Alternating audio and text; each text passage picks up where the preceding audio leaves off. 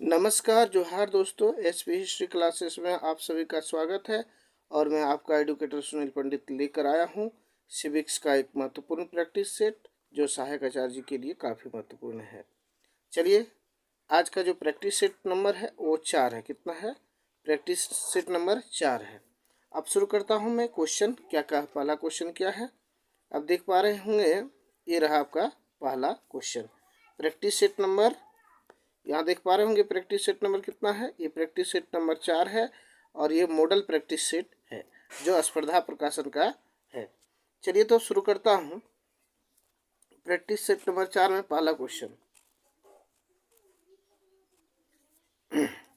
ये रहा। पहला क्वेश्चन आपका कहता है केंद्र और राज्यों के बीच, मतलब केंद्र और राज्य के जो बीच में है, शक्तियों के विवरण को किस अनुसूची में रखा गया है? यानी केंद्र राज्य के बीच जो शक्ति का विभाजन हुआ है, वितरण हुआ है, बांटा गया है, तो इसका किस अनुच्छेद में इसको रखा गया है? ए में है कि आपका 6ठी अनुसूची में है, बी में है 7वीं अनुसूची में है, सी में है 8वीं अनुसूची में है और डी में है आपका 9वीं अनुसूची में है। तो इसका सही जवाब हो जाएगा ऑप्शन नंबर बी। क्या हो जाएगा? Option number be the right answer. And क्या होगा? 7वीं अनुसूची में। चलिए क्वेश्चन नंबर 2 भी देख लेते हैं। कहता कि भारत के किस राज्य में सर्वप्रथम पंचायती राज व्यवस्था जो है पंचायती राज स्थापना हुआ था? तो ये आपका यहाँ ऑप्शन नंबर ए है राजस्थान, बी है बिहार, सी में है उत्तर प्रदेश और डी में है मिजोरम। तो पंचायती राज व्यवस्था सबसे पहले लागू हुआ था राजस्थान के नागौर जिले में, नागौर है ना, राजस्थान के नागौर जिले में हुआ था। और ये सबसे पहले इसमें पंडित जवाहरलाल नेहरू जो थे उन्होंने ही लागू किए थे। चलिए नेक्स्ट क्वेश्चन की बात करें। क्वेश्चन नंबर आप देख पा रहे होंगे 3। ये रहा क्वेश्चन नंबर 3।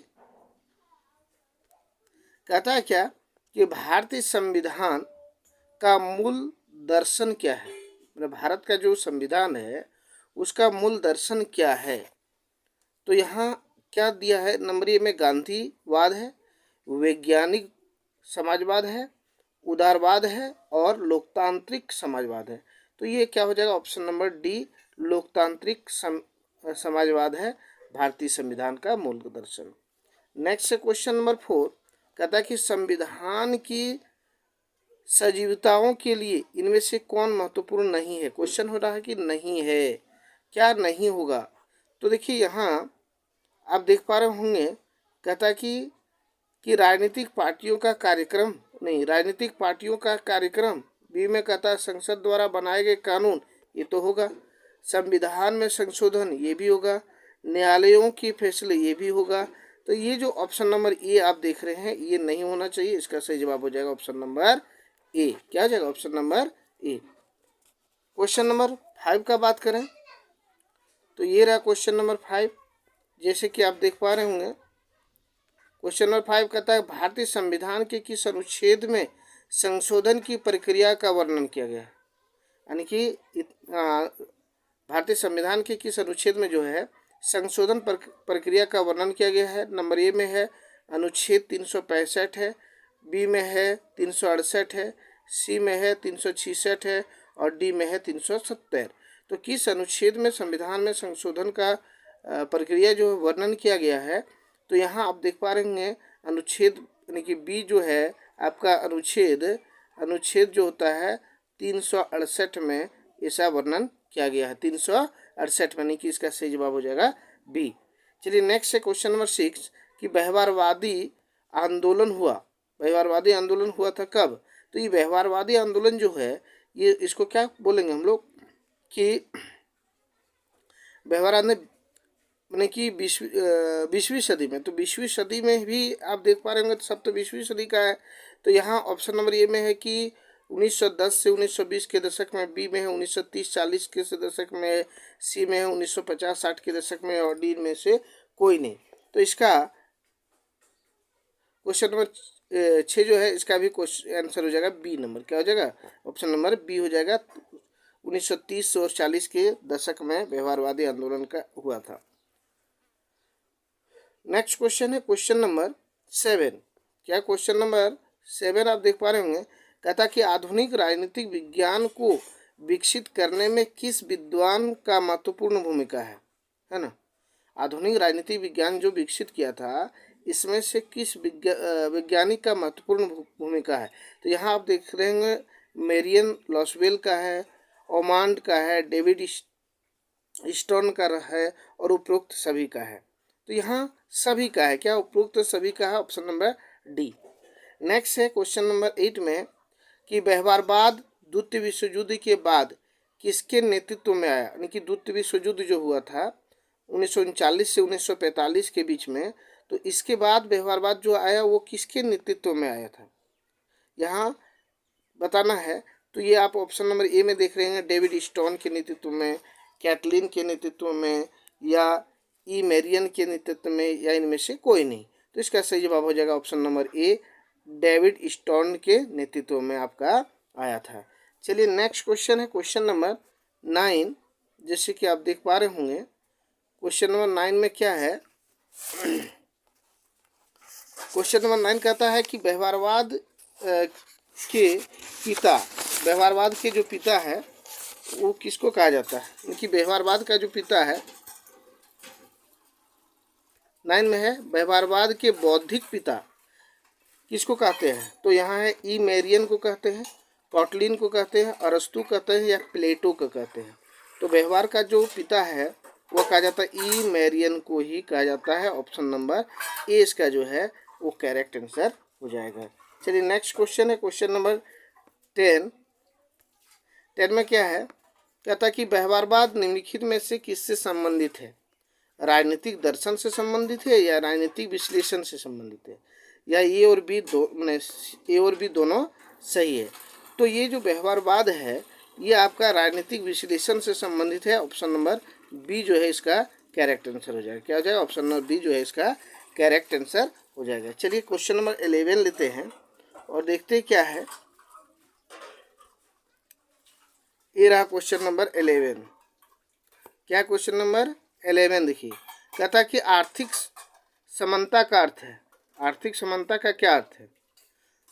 तो यहाँ हम लोग देखेंगे कि ए नंबर में क्या दिया है, नागरिकों को अपने आजीविका कमाने का समान अवसर, ये तो है आर्थिक समानता का अर्थ। प्रत्येक व्यक्ति को अपने न्यूनतम आवश्यकताओं की पूर्ति के पर्याप्त साधन प्राप्त होना, ये भी आपका है। उत्पादन और वितरण के साधनों की व्यवस्था सबके लिए समान हो, ये भी है। तो इसका सही जवाब हो जाएगा ऑप्शन नंबर डी, उपरोक्त में सभी। नेक्स्ट क्वेश्चन है क्वेश्चन नंबर 12। ये रहा क्वेश्चन नंबर 12। कहता कि स्वतंत्रता का नकारात्मक दृष्टिकोण किस विचारधाराओं पर आधारित है। स्वतंत्रता का दो विचारधारा है ना, एक सकारात्मक और एक नकारात्मक। तो यहाँ बोलता है नकारात्मक विचारधारा किस पर आधारित है। नंबर ए में आप देख पा रहे होंगे, कहता है स्वतंत्रता का अर्थ प्रतिबंधों का अभाव।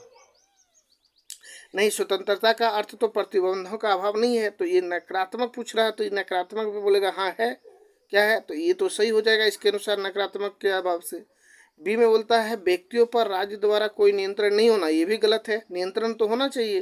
स्वतंत्रता का मतलब ये नहीं कि कुछ भी हम कर सकते हैं। संपत्ति और जीवन की स्वतंत्रता असीमित होती है, ये नहीं है। तो यहाँ ऑप्शन नंबर डी जो है उपरोक्त में सभी हो जाएगा। ऑप्शन नंबर डी इसका सही हो जाएगा। चलिए नेक्स्ट क्वेश्चन की बात करें तो क्वेश्चन नंबर 13 कहता है कानूनी समानता का अर्थ होता है, मतलब कानून की नज़र में सभी समान है, इसका क्या अर्थ है। तो यहाँ देख पा रहे हैं कानून सबको समान समझता है ना। कानून क्या करता है, सबको समान समझता है। कानून के नज़र में सभी समान नहीं है। देखिए यहाँ नहीं दिया हुआ, क्या दिया है, नहीं, इसलिए ये तो होता ही नहीं है, ये गलत है। तो जब यहाँ है ए और बी, तो जब बी नहीं है तो ये भी गलत है, तो ये भी नहीं होगा। तो ऑप्शन नंबर ए जो इसका करेक्ट हो जाएगा। 13 का 1 ए। चलिए नेक्स्ट क्वेश्चन नंबर 14। यहाँ कुछ पहले देख लेते हैं, इसको थोड़ा छोटा कर लेते हैं फिर देखते हैं। ये रहा, कहता क्या, कहता कि लोकतंत्र के लोकतंत्र की विशिष्ट वर्ग दृष्टिकोण के बारे में दिए गए कथनों में से कौन सही है? नीचे पुट की सहायता से उत्तर दीजिए। नंबर ए, कहता सरकार जनता के द्वारा नहीं हो सकती है। सरकार जनता के द्वारा नहीं हो सकती है, जनता के लिए हो सकती है। जनता के लिए हो सकती है। ये जो है आपका सही है कि गलत है, इस पर हम लोग चर्चा करेंगे। तो ये तो हो सकती है, ये ठीक है। मतलब सरकार जनता के द्वारा नहीं हो सकती, जनता के द्वारा, लेकिन जनता के लिए हो सकती है, सही है। बिना विशिष्ट वर्ग के प्रजातंत्र नहीं हो सकता है, केवल भीड़ तंत्र हो सकता है, ये भी सही है। राजनीतिक निर्णय लेने का कार्य केवल विशिष्ट वर्गों का है, आम जनता का नहीं है, ये भी सही है। लेकिन ये आम जनता का नहीं है, लेकिन इसके द्वारा चुने गए प्रतिनिधि के द्वारा ही जो लेते हैं। तो यहाँ आप देख पा रहे हैं कि ये तीनों का तीनों जब अगर मेरा सही निकला तो इसका सब उपरोक्त सभी हो जाएगा, ऑप्शन नंबर डी ही सही हो जाएगा। चलिए क्वेश्चन नंबर 15, ये तो 14 था, 15 में क्या है देखते हैं। क्वेश्चन नंबर 15 देखिए, जैसे कि आप देख पा रहे होंगे, क्वेश्चन नंबर 15 में क्या है, कहता कि प्रजातंत्र की सफलता के लिए निम्नलिखित में क्या आवश्यक है? तो इसके लिए क्या है? जन जागरूकता एकदम सही है, समाचार पत्रों की स्वतंत्रता ये भी सही है, कानून का शासन ये भी सही है, और उपरोक्त सभी, तो ये भी डी। इसका सही जवाब हो जाएगा option number D. Next question की बात करें, क्वेश्चन नंबर 16। तो 16 में क्या दिया हुआ है, दिखता ही नहीं है, चलिए ऊपर करते। क्वेश्चन नंबर 16 आप देख पा रहे होंगे,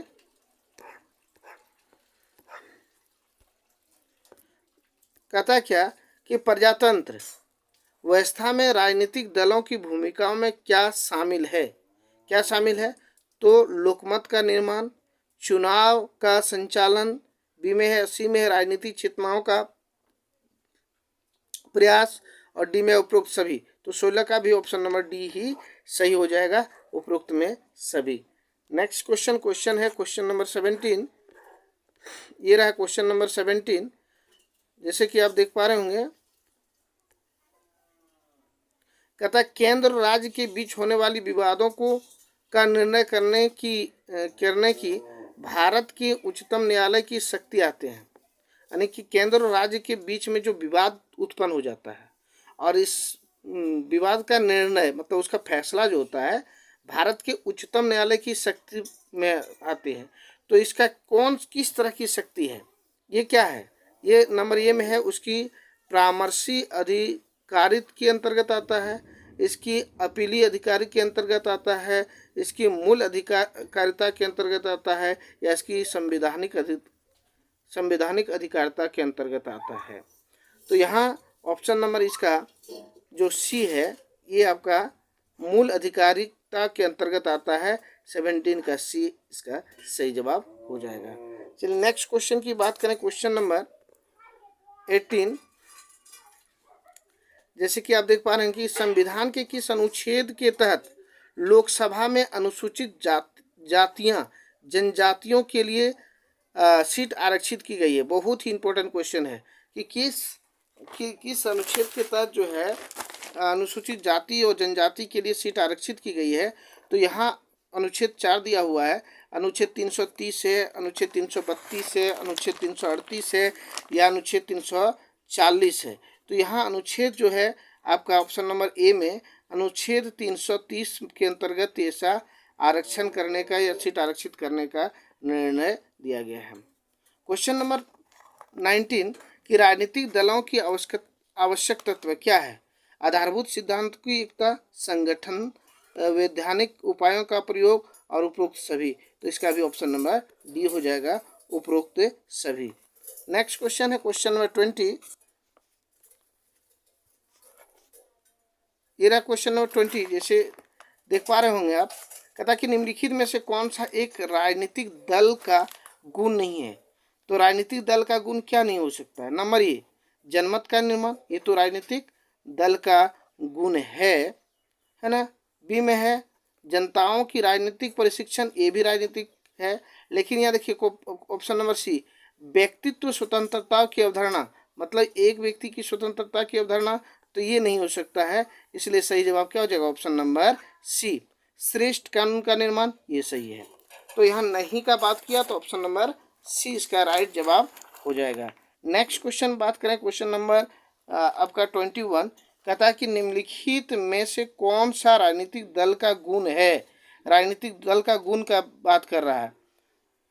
तो यहाँ राजनीतिक दल का देश की विरोधी गुटों में बांटा जाना, ये नहीं है, ये गलत है। प्रतिनिधि सरकार का संचालन करना, ये सही है। नागरिकताओं की नैतिक पतन के लिए उत्तरदायित्व तो नहीं है। तो यहाँ ऑप्शन नंबर बी ही सही है इसका लिए, इसलिए इसका सही जवाब हो जाएगा ऑप्शन नंबर बी। चलिए नेक्स्ट क्वेश्चन है क्वेश्चन नंबर 22। जैसे आप देख पा रहे होंगे कि राजनीतिक दल निम्नलिखित में से किसके लिए आवश्यक है? प्रजातंत्र के लिए आवश्यक है, अधिनायकवाद शासन के लिए आवश्यक है, सैनिक शासन के लिए आवश्यक है। तो यहाँ राजनीतिक दल किसके लिए आवश्यक है? यहाँ चार आप देख रहे हैं कि उपरोक्त सभी के लिए आवश्यक है। तो राजनीतिक दल जो है ऑप्शन नंबर इसमें ए जो है सही हो जाएगा, सिर्फ और सिर्फ प्रजातंत्र के लिए आवश्यक है। ऑप्शन नंबर ए इसका सही हो जाएगा। नेक्स्ट है कि जनमत निर्माण में निम्नलिखित में से कौन सी बाधाएं आती है? जनमत निर्माण करेंगे तो इसमें से कौन सी बाधाएं आपका आएगा? तो यहाँ आप देखिए क्या बाधाएं क्या क्या है। कहता है कि निर्धनता है, निरक्षरता है, राजनीतिक दलों की संकुचितता है और उपरोक्त सभी है। तो इसका सही जवाब हो जाएगा ऑप्शन नंबर डी, सारी बाधाएं आपको मिलेगा ही मिलेगा। नेक्स्ट क्वेश्चन की बात करें, क्वेश्चन नंबर 24।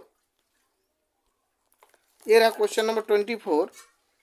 तो कहता है कि जनमत की निम्नलिखित सीमाओं पर विचार कीजिए तथा कूट की सहायता से सही उत्तर दें।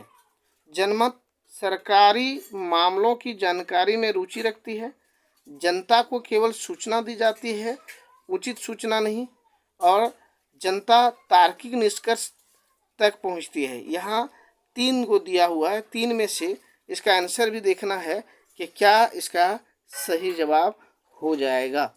तो यहाँ देखिए फिर से कि जनता सरकारी मामलों की जानकारी में रुचि रखती है, ये सही है। जनता को केवल सूचना दी जाती है, उचित सूचना नहीं, ये भी सही है।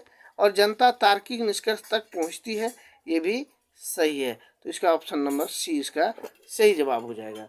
चलिए क्वेश्चन लेते हैं, क्वेश्चन नंबर आपका 25। ये रहा क्वेश्चन नंबर 25 और आप देख पा रहे होंगे। कहता है कि निम्नलिखित में से कौन सी शर्त भारत की नागरिकता प्राप्त करने के लिए जरूरी नहीं है? या 4 शर्त दिया है। अधिवास दिया है, वंशानुक्रम दिया है, पंजीकरण दिया है और संपत्ति स्वामित्व दिया है। नहीं, ये डी जो ऑप्शन है ये नहीं चाहिए। और अधिवास चाहिए, वंशानुक्रम चाहिए, पंजीकरण चाहिए, तब जाके भारत की नागरिकता आप ले सकते हैं। चलिए अगला क्वेश्चन है क्वेश्चन नंबर 26। कहता कि भारत की नागरिकता निम्नलिखित में से किस प्रकार प्राप्त की जा सकती है? तो नागरिकता प्राप्त करने के लिए क्या है? पहले जन्म भी होता है, वैश्वीकरण भी होता है, वंशानुक्रम भी होता है। तो ये उपरोक्त सभी हो जाएगा option number D. Next question की बात करें, क्वेश्चन नंबर 27। 27 में आप क्या देख पा रहे होंगे कि लोक कल्याणकारी राज्य का बीजारोपण किस देश से किया गया है? तो ये जो लोक कल्याणकारी राज्य जो है इसका बीजारोपण इंग्लैंड से किया गया। कहाँ से? इंग्लैंड से। ऑप्शन नंबर ए ही इसका सही होगा। क्या हो जाएगा? इंग्लैंड ही हो जाएगा। ऑप्शन नंबर ए जो है 27 का सही है। नेक्स्ट क्वेश्चन है 28 में। कहता कि भारत के राष्ट्रपति अपने शक्तियों का प्रयोग करते हैं सीधे अथवा अपने अधीनस्थ अधिकारियों के द्वारा, मंत्रियों के द्वारा, प्रधानमंत्रियों के द्वारा या मंत्रिमंडल के द्वारा। तो जो राष्ट्रपति है वह कैसे अपने शक्ति का प्रयोग करते हैं? तो इसका ऑप्शन नंबर ये सही हो जाएगा। वह प्रयोग करते हैं सीधे अथवा अपने अधीनस्थ अधिकारियों के द्वारा। माने वो कभी कभी सीधा भी प्रयोग करता है और कभी कभी अपने अधिकारियों के द्वारा ही बोल के प्रयोग कराता है। चलिए नेक्स्ट क्वेश्चन है कि अहिंसा का व्यापक अर्थ है। अहिंसा का व्यापक अर्थ क्या होता है? इसका अगर देखें तो यहाँ दिया हुआ है की हत्या नहीं करना, किसी को किसी प्रकार की क्षति नहीं पहुंचाना, सिर्फ हत्या ही नहीं करना बल्कि कभी भी किसी को कोई क्षति नहीं पहुंचाना, वही है आपका अहिंसा का व्यापक अर्थ। तो 29 का ऑप्शन नंबर बी जो है इसका सही जवाब हो जाएगा। नेक्स्ट क्वेश्चन है क्वेश्चन नंबर 30। क्या है क्वेश्चन नंबर 30? ये थोड़ा सा बड़ा है, इसको थोड़ा छोटा करना पड़ेगा। ले रहा क्वेश्चन नंबर 30। ये तो गड़बड़ हुआ। क्या कहता है देखिए, कहता है कि निम्नलिखित कर्तव्यों में से कौन सा एक का भारत के नियंत्रक एवं महालेखा परीक्षक द्वारा पालन नहीं किया जा सकता है। यहाँ नहीं की बात आ गया है कि नहीं किया जा सकता है। तो यहाँ हम लोग देखेंगे कि कौन सा जो है जो इसको पूरा नहीं किया जा सकता है। देखेंगे, भारत की संचित निधि से होने वाली सभी व्ययों को लेखा परीक्षा करना है और इसके संबंध में प्रतिवेदन प्रस्तुत करना है, ये कर सकते हैं। आकस्मिक निधि और लोक लेखाओं से होने वाली सभी व्ययों की लेखा परीक्षा करना और उनके संबंध में प्रतिवेदन प्रस्तुत करना, ये भी होता है। सभी व्यापार, निर्माण, लाभ और हानि लेखाओं की कला परीक्षण करना और इसके संबंध में प्रतिवेदन ये नहीं कर सकते। तो इसका ऑप्शन नंबर सी इसका क्या हो जाएगा? करेक्ट आंसर हो जाएगा। चलिए क्वेश्चन नंबर 31 देखते हैं। क्वेश्चन नंबर 31 यहाँ है, कहता है कि दबाव समूह शब्द का उद्भव किस देश में हुआ था या किस देश से हुआ था? दबाव समूह का जो विकास हुआ, उत्पन्न हुआ, वह किस देश से हुआ था? तो यहाँ नंबर 1 है ब्रिटेन से, बी में है संयुक्त राज्य अमेरिका से, सी में है रूस से और डी में है आयरलैंड से। तो इसका ऑप्शन नंबर बी जो है सही हो जाएगा, संयुक्त राज्य अमेरिका से। क्वेश्चन नंबर 32 कहता है, गांधी जी ने ईश्वर का एकीकरण किसके साथ किया है? अहिंसा के साथ, धर्म के साथ, सत्य के साथ और राजनीतिक के साथ। तो गांधी जी ने जो आपका अहिंसा का प्रयोग किया है वह सत्य के साथ किया है, ऑप्शन नंबर सी हो जाएगा। और नेक्स्ट क्वेश्चन है क्वेश्चन नंबर 33, कहता है कि गांधी जी ने प्रेम के अंतर्गत क्या शामिल किया है? प्रेम के अंतर्गत जो है वो क्या शामिल किया है? तो यहाँ एक ऑप्शन नहीं दिख रहा, देख लेते हैं। यहाँ देखिए, प्रेम के साथ जो शामिल किया, दया एवं क्षमा भी किया है, करुणा एवं सहानुभूति किया है, प्रकल्याण एवं बर्दाश्त करने की शक्ति ये भी किया है। तो इसका ऑप्शन नंबर डी जो है इसका सही हो जाएगा, ऑप्शन नंबर डी। चलिए नेक्स्ट क्वेश्चन की बात करें, क्वेश्चन नंबर 34। ये रहा क्वेश्चन नंबर 34। कहता है कि गांधी जी मानव स्वरूप की प्रकृति की व्यवस्था किस आधार पर करते हैं? मानव स्वरूप, यहाँ कहता है कि उनकी जाति के आधार पर नहीं। ये कैसे हो सकता है? जाति के आधार पर नहीं होगा। कहता है उनकी जन्म स्थान के आधार पर नहीं, ये भी गलत है। उनके कर्म और संस्कार के आधार पर, ये आपका सही हो जाएगा, ऑप्शन नंबर सी जो है वो राइट है। उसके बाद क्वेश्चन कहता है क्वेश्चन 35 में, गांधी जी के अनुसार प्रेम किसके लिए है? प्रेम किसके लिए है? तो सशक्तियों के लिए है, संकल्पनाओं के लिए है, संकल्प शक्तियों के लिए है, ये और भी दोनों है, इनमें से कोई नहीं है। तो इसका सही जवाब हो जाएगा ऑप्शन नंबर सी, ए और बी दोनों के लिए है। नेक्स्ट है क्वेश्चन नंबर 36। जैसे कि आप देख पा रहे होंगे कि गांधी जी के अनुसार अहिंसा का पालन कौन कर सकता है? जिसमें भय की जीत लिया हो, या जो भयभीत रहता हो, जो निर्बल हो, जो शक्तिशाली हो। यहाँ दिया हुआ 4 ऑप्शन, तो इनमें से कौन सा ऑप्शन जो है सही है? तो ऑप्शन नंबर ये, जो भय को जीत लिया हो उसने अहिंसा का पालन कर सकता है, ऑप्शन नंबर ये इसका करेक्ट है। उसके बाद है क्वेश्चन कहता है कि माओ त्से तुंग, ये जो है माओ त्से तुंग है ना, किस देश का साम्यवादी नेता था? माओ त्से तुंग जो थे वह किस, ऑप्शन नंबर ए में है चीन, जापान, रूस, अमेरिका। तो माओ त्से तुंग जो था वह चीन का साम्यवादी नेता था, ऑप्शन नंबर ए इसका सही है। नेक्स्ट क्वेश्चन है क्वेश्चन नंबर 38। ये रहा क्वेश्चन नंबर 38। कहता है कि मार्क्सवाद के अनुसार पूंजीवाद के बुरे प्रभाव में कौन सही है? यहाँ कहता है कि ये जो पूंजीवाद का जो बुरा प्रभाव है उसमें कौन सही है। नंबर ए में है, कहता है पूंजीवादी व्यवस्थाओं में राज्य हस्तक्षेप की नीति अपनाती है, ये सही है। पूंजीवादी व्यवस्था में श्रमिक दिन प्रतिदिन निर्धन होते चले जाते हैं, ये भी सही है। पूंजीवादी व्यवस्था में धनी और अधिक धनी तथा निर्धन व्यक्ति और अधिक निर्धन बनता जाए, मतलब धनी और अधिक धनी बनता है और निर्धन और निर्धन बन जाता है, सही है। तो इसका सही जवाब हो जाएगा ऑप्शन नंबर डी, मतलब सब सही है, तो ऑप्शन नंबर डी उपरोक्त सभी सही है। नेक्स्ट है क्वेश्चन नंबर 39। 39 क्या है कि अप्रत्यक्ष रूप से निर्वाचन और इसी दृष्टि से भारतीय जनताओं के प्रति उत्तरदायी न होने पर भी संविधान सभा अत्यधिक प्रतिनिधात्मक संस्था थी। उक्त कथन है, ये कथन किसका है।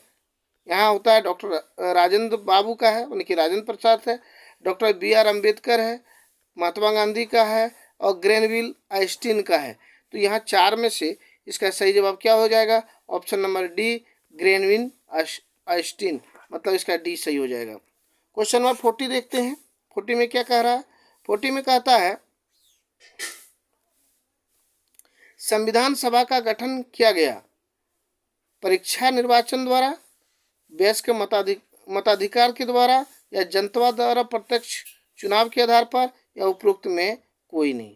तो ये जो संविधान का निर्माण किया गया था इसमें परोक्ष निर्वाचन द्वारा, ऑप्शन नंबर ए नंबर सही है। 41 में है कि निम्नलिखित में से कौन सा कथन सत्य नहीं है। ये सत्य कथन नहीं है, इसके बारे में बताया है। कहता कि प्रस्तावना संविधान का अंग नहीं है, ये तो सही है, प्रस्तावना संविधान का अंग नहीं है। प्रस्तावना संविधान का एक अंग होती है।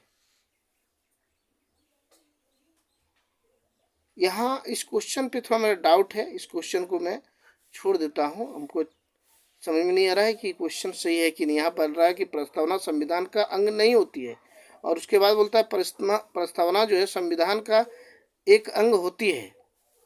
तो जब नहीं होती है तो अंग होगा कैसे, और यहाँ सत्य नहीं है बोल रहा है, तो यही तो है, यही होगा, बी ही होगा सही जवाब इसका।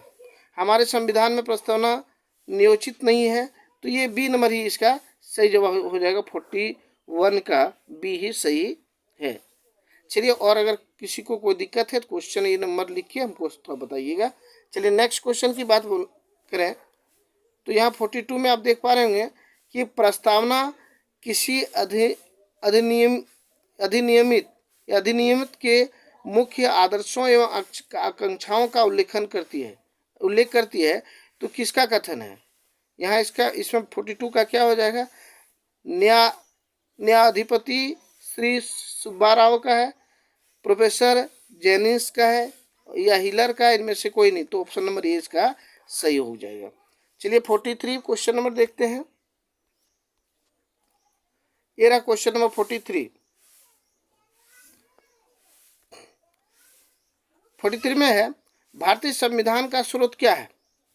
तो यहाँ हम लोग देखेंगे भारतीय संविधान का जो स्रोत है वो आ जाएगा आपका भारत की जनता, यानी कि भारतीय जनता है, ऑप्शन नंबर 20 का सही हो जाएगा। निम्नलिखित किस देश के संविधान से भारतीय संविधान ने कुछ भी ग्रहण नहीं किया है। आप देख पा रहे होंगे कि चीन जो है, चीन के संविधान से कुछ नहीं ग्रहण किया है। क्या है, चीन के संविधान से कुछ ग्रहण नहीं किया, ऑप्शन नंबर ए इसका सही जवाब हो जाएगा। ब्रिटेन से किया है, संयुक्त राज्य अमेरिका से किया है, कनाडा से किया है। क्वेश्चन नंबर है 45 में कि पूर्व की योजना के सदस्यों का कार्यकाल कितने वर्ष का होता है। पूर्व की योजना आयोग के सदस्यों का कार्यकाल, तो यहाँ पूर्व की योजना के आयोग की जो सदस्य का कार्यकाल होता है वह आपका 5 वर्ष का होता है। कितना वर्ष का, 5 वर्ष का, ऑप्शन नंबर सी इसका करेक्ट है। नेक्स्ट है क्वेश्चन नंबर 46। कहता निम्नलिखित में से किस एक स्वतंत्रता के अधिकार की भारतीय संविधान द्वारा गारंटी नहीं दी गई है, फिर नहीं की बात है। और यहाँ फर्स्ट में आप देख रहे हैं कि संपत्ति रखने, आपका ये क्या हो जाएगा, संपत्ति रखने, खरीदने और बेचने की स्वतंत्रता, ये नहीं दिया गया है गारंटी, इसलिए इसका सही जवाब हो जाएगा ऑप्शन नंबर ए। नेक्स्ट है क्वेश्चन नंबर 47, कहता कि भारत के संविधान में अस्पृश्यताओं को समाप्त कर दिया गया किस अनुच्छेद के तहत? तो यहाँ अनुच्छेद 14 है, अनुच्छेद 15 है, अनुच्छेद 16 है और अनुच्छेद 17। तो ऑप्शन नंबर डी में जो अनुच्छेद 17 है, तो इसी के तहत अस्पृश्यता संबंधी, छुआछूत संबंधी जो है इसको समाप्त कर दिया गया है। नेक्स्ट क्वेश्चन, क्वेश्चन नंबर 48, इसमें मिलान है, पहले मिला लेंगे और फिर आपको इसका कूट में ले जाएंगे। तो मिलान करते हैं, क्या है पहले देखिए, ये जो है आपका ऑप्शन नंबर ए में क्या कहता है, धर्म, मूल वंश, जाति, लिंग, जन्मस्थान के आधार पर अगर भेदभाव करते हैं तो ये नहीं होना चाहिए। इसकी अनुच्छेद में कहा गया, अनुच्छेद 15 में है, तो इसका अनुच्छेद 15 है, तो अनुच्छेद 15 2 में, तो एक का आपका 2 हो गया। उसके बाद है, चलिए जो जानते हैं पहले उस मिलाते जाएंगे। अगर अनुच्छेद 15 में है तो फिर यहाँ आए ऑप्शन नंबर डी आ जाइए, सबसे अच्छा रहेगा कि अस्पृश्यता। अभी बताएं तो ये क्या हो जाएगा आपका अनुच्छेद नंबर 17 यानी कि 4 अनुच्छेद इसमें क्या होता है, अनुच्छेद 17 में है, अस्पर्धा संबंधी अनुच्छेद 17 में है, तो ये हो गया ऑप्शन नंबर 4। ठीक है, यहाँ ऑप्शन भी ले लेते हैं और देखते हैं पहला क्या बताया, पहला क्या बताया है आपका अनुच्छेद नंबर 2, उसके बाद लास्ट वाला 4, लास्ट का 4, तो एक ही दिख रहा है, यानी ऑप्शन नंबर बी जो है इसका करेक्ट आंसर हो जाएगा। ऑप्शन नंबर कितना हो जाएगा करेक्ट, बी में हो गया। और 2 छूटा था उसको भी बता देते हैं। तो यहाँ जैसे है, कारखानाओं में बालकों के नियोजन का प्रतिबंध अनुच्छेद 24 में है, इसका क्या हो जाएगा ऑप्शन नंबर बी का 24 अनुच्छेद। और एक बच गया आपका, वह हो जाएगा जैसे कुछ दशाओं में गिरफ्तार हो, तो अनुच्छेद 22 हो जाएगा। तो ये कुल मिला के ऑप्शन नंबर 20 का सही जवाब हो जाएगा। नेक्स्ट क्वेश्चन है, अब जो देख पा रहे होंगे क्वेश्चन नंबर 49 है, कहता निम्नलिखित में से कौन सा एक पंचशील का सिद्धांत नहीं है। पंचशील का सिद्धांत देखिए, पहला है गुट निरपेक्षता, शांतिपूर्ण सहअस्तित्व, एक दूसरे की भू भाग्य अखंडता एवं प्रभुत्व को पारस्परिक समाधान और एक दूसरे के आंतरिक मामलों पर। तो इसका एक सिद्धांत नहीं है गुट निरपेक्षता, ऑप्शन नंबर ए इसका सही हो जाएगा। 49 का जो ए है ये सही हो जाएगा। चलिए क्वेश्चन नंबर लेते हैं 50, जैसे कि आप देख पा रहे होंगे यहाँ रहा क्वेश्चन नंबर 50। कहता कि भारतीय संविधान में बंदी प्रत्यक्षीकरण का आदेश यानी कि रीट जारी करने का अधिकार निम्नलिखित में केवल, मतलब ये किसके पास है, केवल किसके पास है। तो यहाँ आप देख पा रहे होंगे इसका सही जवाब क्या हो जाएगा, इसका सही जवाब हो, रीट जारी करने का आदेश रहता है उच्चतम या उच्च न्यायालय, यानी कि उच्चतम न्यायालय, सुप्रीम कोर्ट और हाई कोर्ट दोनों का होता है। ऑप्शन नंबर डी इसका सही हो जाएगा। नेक्स्ट है 51 में, 51 में क्या कहता है क्वेश्चन आंसर देखते हैं। कहता है 51 में कि भारत के राष्ट्रपति को शपथ प्रतिज्ञा भारत के मुख्य न्यायमूर्ति यानी कि मुख्य न्यायाधीश उनकी अनुपस्थिति में उच्च न्यायालय के उपलब्ध ज्येष्ठतम वरिष्ठ न्यायाधीश जो होते हैं ग्रहण कराते हैं।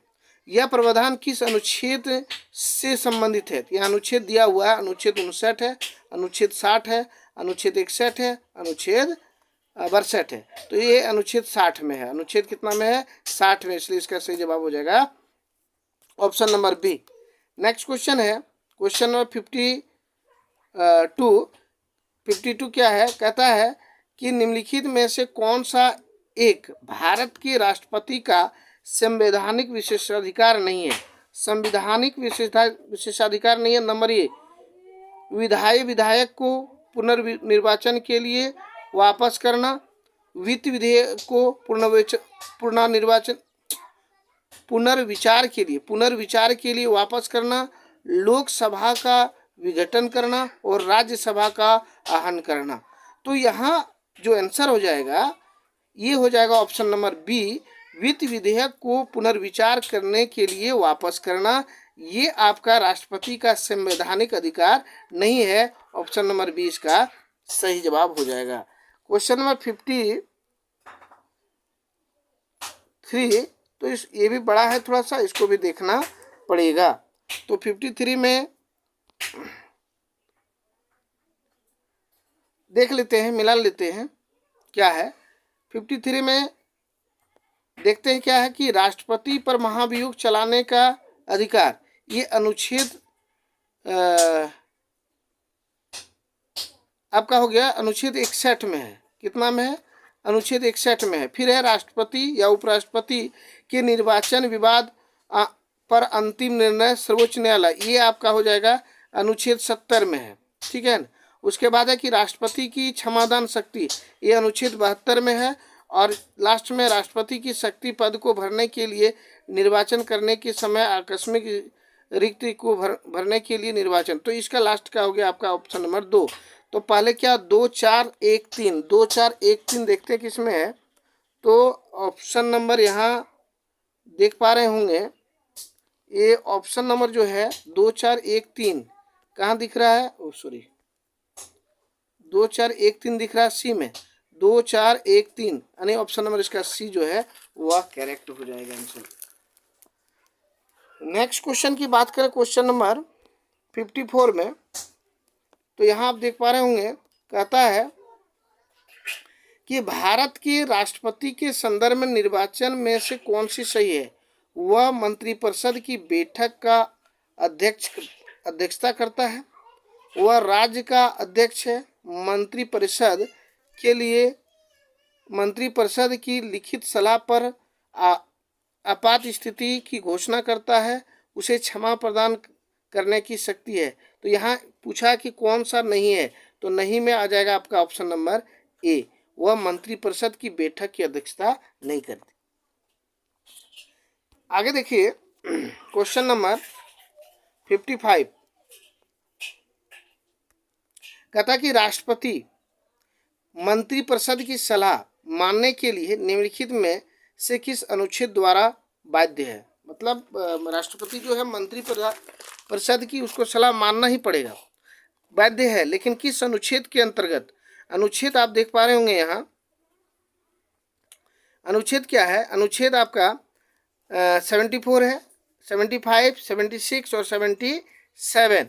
तो इसमें हो जाएगा आपका अनुच्छेद जो है वह 74 है, यानी कि ऑप्शन नंबर ए जो है इसका सही जवाब हो जाएगा। नेक्स्ट है क्वेश्चन नंबर 56, कहता है कि राज्यसभा का सभापति होता है, ये कौन सभापति होता है राज्यसभा का? तो सभापति लोकसभा एवं राज्यसभा के सदस्य के द्वारा चुने जाते हैं, यानी इसका जो बी सही है, क्या है? ऑप्शन नंबर बी जो है इसका सही है, 56 का बी इसका सही है। चलिए नेक्स्ट क्वेश्चन की बात करें, क्वेश्चन नंबर 57, तो ये रहा क्वेश्चन नंबर 57।